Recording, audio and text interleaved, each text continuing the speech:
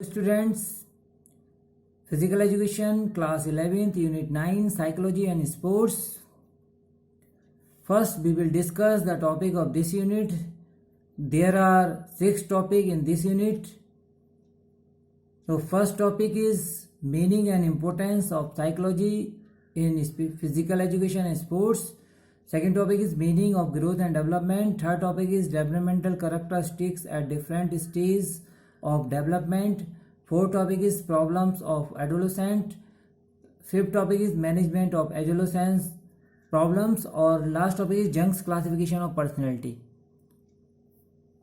तो सबसे पहले इंट्रोडक्शन ऑफ दिस यूनिट. तो these days sports competition are very tough. आप देख रहे हैं डे बाई डे जो है स्पोर्ट्स कॉम्पिटिशन बहुत टफ होते जा रहे हैं, जिसके लिए players are using best techniques and best training method use करते हैं. किसके लिए? फॉर बेटर रिजल्ट के लिए during competition. Even then they are not satisfied. उसके बाद भी वो सेटिस्फाइड नहीं हो पाते बाय देयर रिजल्ट से या परफॉर्मेंस से.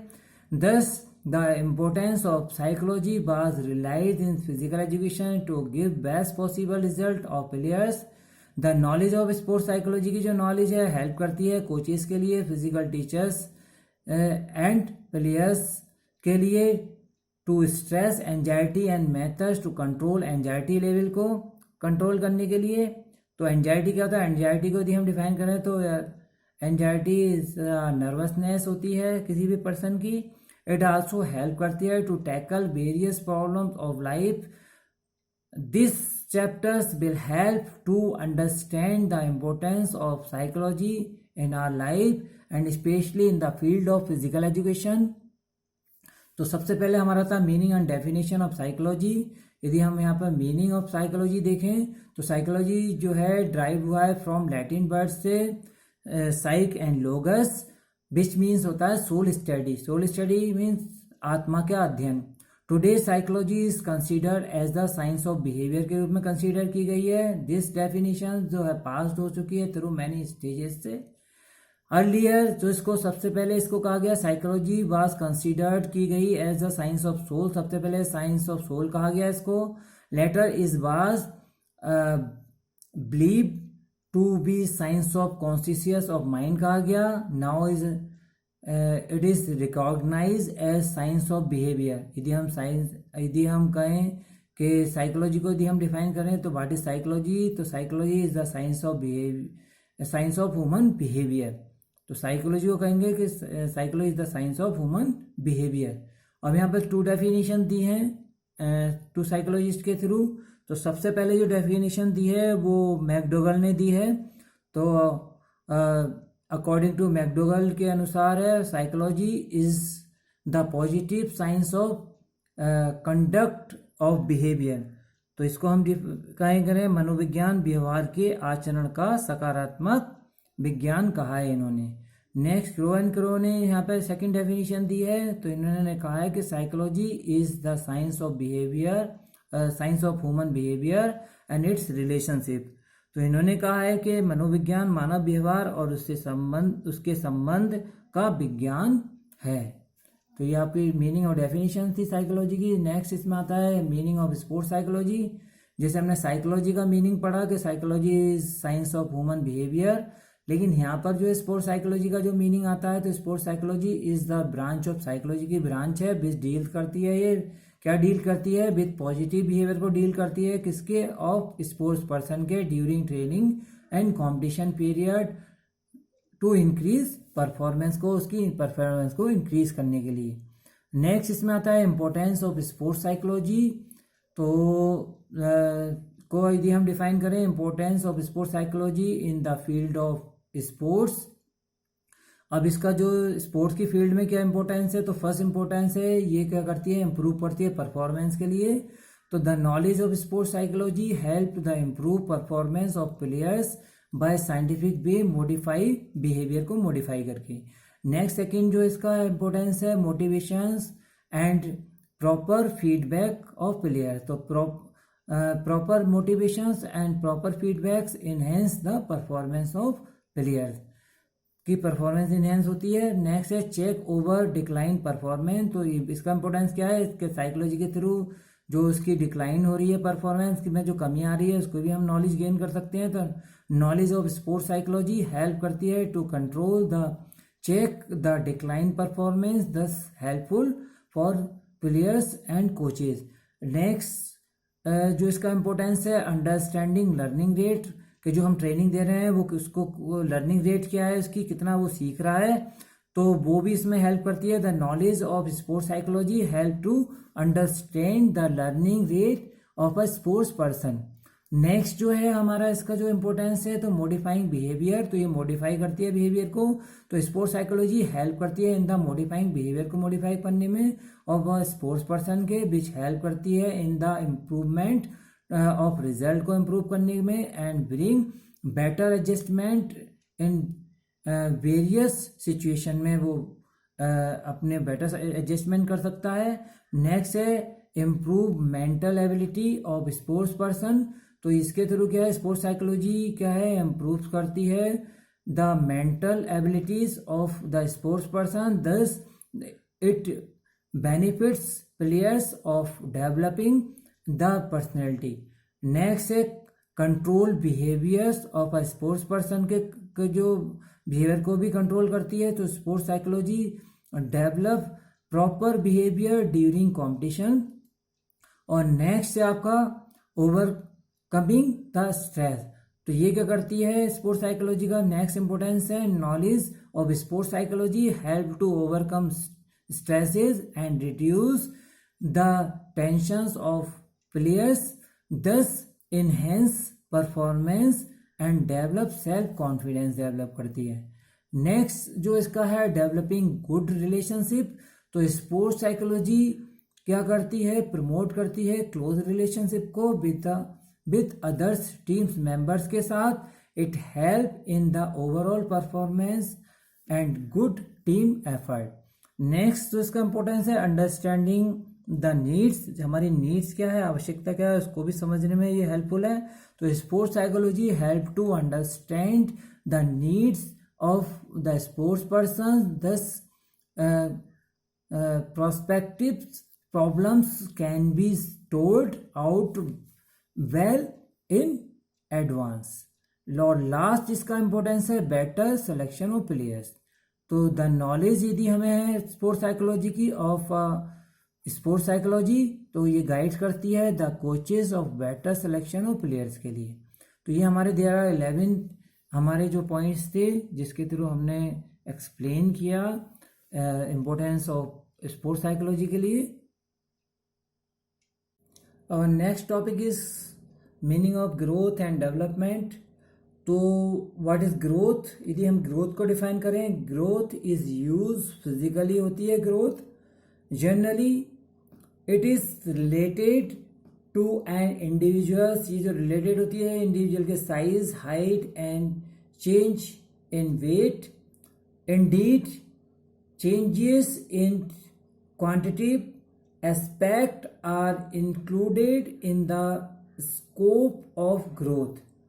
मीनिंग ऑफ डेवलपमेंट यदि हम देखें तो development is related to all types of changes से रिलेटेड होता है इन शेप और structures which enhance the working efficiency को इनहेंस करता है ऑफ एन इंडिविजुअल की। These change are more related to qualitative aspect than quantitative aspect।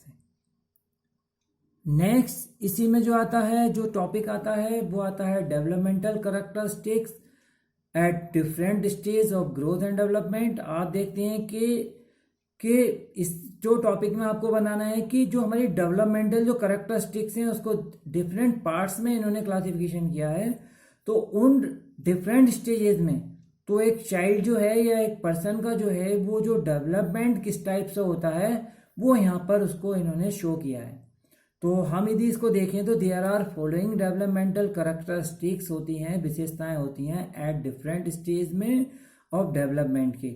अब इसको जो फर्स्ट इसमें क्लासिफिकेशन किया, फर्स्ट स्टेज हमारी आती है इन्फेंसी और जिसको बेबीहुड स्टेज भी कहते हैं। ये जो स्टेज का जो ड्यूरेशन होती है फ्रॉम बर्थ से लेके टू 3 years तक रहती है। अब इसमें उसका डेवलपमेंट कैसे होता है चाइल्ड का, तो during this stage of body the development occur in progressive manner में होता है, और द कॉग्निटिव डेवलपमेंट जो होता है उसका stage as child there to balance होता है and trials to gain control over big muscles पे कंट्रोल। द वोकेबलरी जो है of child is with simple words ही वो इस टाइम क्या पढ़ता है, पहले उसके वो अपने मसल्स पे उसके कंट्रोल होता है, इसमें जो डेवलपमेंट होता है उसके मसल्स धीरे धीरे बोन्स डेवलप होती हैं, मसल्स पे कंट्रोल होता है, कुछ सम वर्ड्स वो क्या है इस स्टेज में क्या है वो बोलता है। आप देखते हैं कि सम वर्ड्स वो बोल पाता है, सिंपल वर्ड्स। नेक्स्ट जो है जो इसमें करेक्ट जो आती है स्टेज आती है वो चाइल्डहुड स्टेज आती है। चाइल्डहुड स्टेज में को जो हमने डिफाइन किया है वो हमने जो चाइल्डहुड स्टेज आती है 3 to 12 ईयर्स। अब जो चाइल्डहुड स्टेज है इस डिवाइडेड इनटू 3 स्टेजेस में हमने इसमें डिवाइड किया है। तो फर्स्ट जो इसमें आता है अर्ली चाइल्डहुड जिसका जो ड्यूरेशन होता है 3 to 6 ईयर्स होता है। फिर मिडिल चाइल्डहुड आता है तो जिसका जो ड्यूरेशन होता है 7 to 10 ईयर्स होता है, और लेट चाइल्डहुड जो आता है वो आता है 11 to 12 ईयर्स। तो ये हमने जो चाइल्डहुड स्टेज को 3 पार्ट में कैटेगराइज किया है, और जो चाइल्डहुड स्टेज होती है 3 to 12 ईयर्स होती है, और 3 to 12 ईयर्स को हमने 3 स्टेजेस में इसको क्या है ड्यूरेशन को हमने डिवाइड किया है। अब वन बाय वन हम इसको एक्सप्लेन करते हैं। तो फर्स्ट आता है अर्ली चाइल्डहुड 3 to 6 ईयर्स। तो the period of early childhood start from 3rd year से स्टार्ट होती है एंड कंसिडर रहती है टिल टू 6th ईयर तक। द मोटर जो डेवलपमेंट, मोटर मीन्स होता है जो मूवमेंटल जो डेवलपमेंट होता है during this period takes place rapidly, बहुत फास्ट होता है। इन दिस जो है पीरियड चाइल्ड बिकम्स परफेक्ट हो जाता है इन वेरियस फंडामेंटल्स मूवमेंट में, सच एस रनिंग, जंपिंग में, थ्रोइंग में, and acquires the ability to unite और कंबाइंड दीज मूवमेंट्स में। नेक्स्ट जो हमारा आता है इसमें चाइल्डहुड में ही मिडिल चाइल्डहुड आती है 7 to 10 ईयर्स। तो the period of middle childhood start for 7 years and consider up to the 10 years रहता है। In this period childrens becomes active और एजिल हो जाता है, एजिल मतलब फुर्तीला हो जाता है। द स्पीड एबिलिटी जो होती है डेवलप एट फास्टर रेट पे होती है इसकी। कोऑर्डिनेटिव जो एबिलिटीज है also show a higher level of development in this stage this age group में। नेक्स्ट जो चाइल्डहुड में आता है लेट चाइल्डहुड आता है 11 to 12 years. The period of early यहाँ आएगा late childhood start from 11 years and continues till 12 years. In this stage of childhood cross की जगह क्रॉस नहीं है ग्रॉस होगा, gross and fine motor development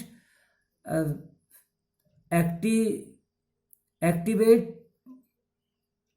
are performed, activities are performed.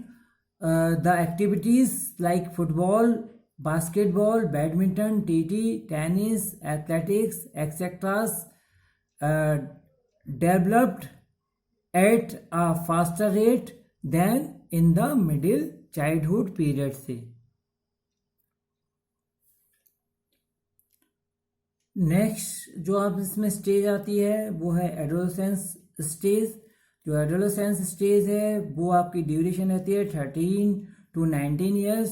तो this period is delicate period होता है and challenge for parents के लिए बहुत चैलेंज होता है। इन टीनेज जो चिल्ड्रंस होते हैं वांट टू लीव इंडिपेंडेंस, वो फ्री रहना चाहते हैं। Adolescence age causes many challenges related to physical, mental, emotional and social. तो मैनी चैलेंजेस होते हैं इसमें, और इसमें जो आपका फिजिकली जो ग्रोथ एंड डेवलपमेंट होता है वो प्रॉपर वे में होता है। Next is adolescent problem and their management. तो first of all meaning of adolescent यदि एडोलेसेंट के मीनिंग को हम डिफाइन करें, the word adolescent is drive from Latin word से ड्राइव हुआ है विच मीन्स होता है grow to maturity. Adolescent is the growing period है फ्रॉम चाइल्डहुड टू मैच्योरिटी का। प्रॉब्लम्स ऑफ एडोलेसेंस यदि देखें, there are following problems of adolescence. First problem is aggressive and violent behaviour होता है इस एज में। सेकेंड क्या होता है, ओवर कॉन्फिडेंस ज़्यादा हो जाता है इस एज में। एंड हाइड मिस्टेक, अपनी मिस्टेक को छिपाने की कोशिश करते हैं इस एज में जो चाइल्ड हैं। इसके बाद जो है आपका only friends given importance, only friends को ज़्यादा इम्पोर्टेंस देते हैं। नेक्स्ट जो है deflect toward drugs and smoking के प्रति डिफ्लेक्ट हो जाते हैं वो इस एज में। नेक्स्ट इसमें जो प्रॉब्लम है रॉन्ग सेक्सुअल डिज़ायर वो उनके अंदर जो है क्रिएट हो जाती है। नेक्स्ट लैक ऑफ कॉन्सेंट्रेशन की सबसे ज़्यादा प्रॉब्लम रहती है उसमें। निगलेक्ट करते हैं फैमिली को और जो है इम्पोर्टेंस देते हैं ओनली फ्रेंड्स के लिए। लेविश एक्सपेंसेस की जो है उसमें हैबिट्स डेवलप हो जाती है। नेक्स्ट है अट्रैक्शन टूवर्ड्स अपोजिट सेक्स, ये भी उनमें जो है प्रॉब्लम क्रिएट हो जाती है। उसके बाद है एडिक्यूट रेस्ट एंड स्लीप। और लास्ट है वेस्टेज ऑफ टाइम, तो टाइम को ज़्यादा वेस्टेज करते हैं वो इस एज में। और जैसे गप्पे मारना या फालतू की चीज़ों में इधर उधर जो है टाइम वेस्ट करना, तो ये देयर आर इसकी जो है सम जो है प्रॉब्लम्स थी जो हमने इसको एक्सप्लेन किया यहाँ पर। After that management of adolescence problem, हम एडोलेसेंस की जो प्रॉब्लम्स हैं उनको हम मैनेज कैसे कर सकते हैं। तो first of all proper knowledge of adolescence, तो ऐसे जो चाइल्ड हैं उनको प्रॉपर नॉलेज प्रोवाइड करवानी चाहिए एडोलेसेंस की, उनमें क्या क्या चेंजेस आते हैं इस एज में, उन सब की नॉलेज उनको प्रोवाइड करवानी चाहिए। नेक्स्ट जो है प्रोवाइडिंग हेल्दी इन्वायरमेंट उनको प्रोवाइड करवाना चाहिए, उनको प्रॉपर सेक्स एजुकेशन उनको प्रोवाइड करवानी चाहिए। उसके बाद है corrections and checking of mistake, तो उनको टाइम टू टाइम उनको चेक भी करते रहना चाहिए, उनके जो मिस्टेक है उनको करेक्शन करना चाहिए उसमें। उसके बाद प्रॉपर यूज़ ऑफ टाइम, उनका जो प्रॉपर जो टाइम है इधर उधर वेस्टेज ऑफ टाइम इधर उधर वेस्ट कर रहे हैं उनको प्रॉपर यूज़ करने के लिए डिफरेंट में एक्टिविटी में उनको इन्वॉल्व करना चाहिए। उसके बाद है प्रॉपर गाइडलाइन, उनको proper time to time guide करना चाहिए। और नेक्स्ट से डेवलप मोरल वैल्यूज़ उनमें डेवलप करनी ज़रूरी है। और नेक्स्ट स्पिरिचुअल डेवलपमेंट, उनमें स्पिरिचुअल डेवलपमेंट बहुत ज़रूरी है। और नेक्स्ट है फ्रेंडली एटीट्यूड रखें ऐसे जो चाइल्ड हैं उनके साथ। और लास्ट है independence ideas and liberty with proper feedback, तो उनको फ्री भी छोड़ें लेकिन प्रॉपर उनको टाइम टू टाइम फीडबैक भी प्रोवाइड करवाते रहें। तो ये आपका जो टॉपिक था problem and management of adolescent age. Next और last topic is Jung's classification of personality. According to Jung's there are 3 types of personality, first is introvert, second is extrovert और third is ambivert। तो इन्होंने 3 type की personality बताई हैं जिसको हम 1 bye 1 explain करेंगे। तो फर्स्ट जो है इंट्रोवर्ट जो पर्सनैलिटी के जो पर्सन होते हैं तो उनकी क्या करैक्टरिस्टिक होती हैं। These are the persons who share characteristics such as shyness होते हैं, सोशल विड्रॉवल होते हैं, टेंडेंसी टू टॉक लेस होते हैं, ठीक है। Introverts peoples are self centred होते हैं, unable to adjust easily in society, social जो है सिचुएशन में ईजिली अपने आप को एडजस्ट नहीं कर पाते।